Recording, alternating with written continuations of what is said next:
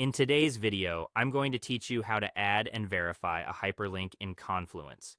We're going to take plain text on a Confluence page, turn it into a clickable link, publish the change, and then confirm that it opens correctly in a new browser tab. I'll walk you through each part so it's smooth and error-free.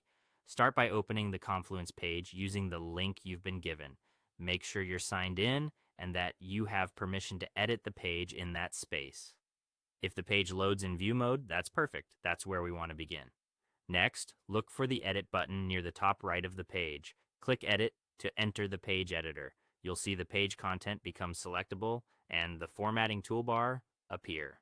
Find the piece of text that you want to turn into a hyperlink. Drag your cursor to highlight exactly the words you want. Keep your link text short and descriptive, something that clearly tells people where they'll go when they click it. For example, instead of pasting a full URL into the body, choose a clean label like Official Documentation or Company Homepage. With the text highlighted, click the link icon in the toolbar. It looks like a small chain link. A dialog will appear where you can add your URL. Paste or type the full web address, making sure it includes HTTP or HTTPS at the start.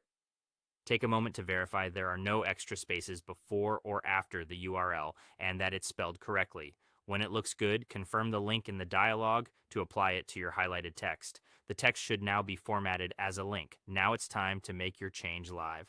Click Publish at the top right of the editor. The page will save and return to view mode with your new link in place. To safely test the link without navigating away from your page, hold the Control key on Windows or the Command key on Mac while you click the link. This keyboard shortcut tells your browser to open the link in a new tab. Finally, switch to the new tab and confirm the page loads as expected.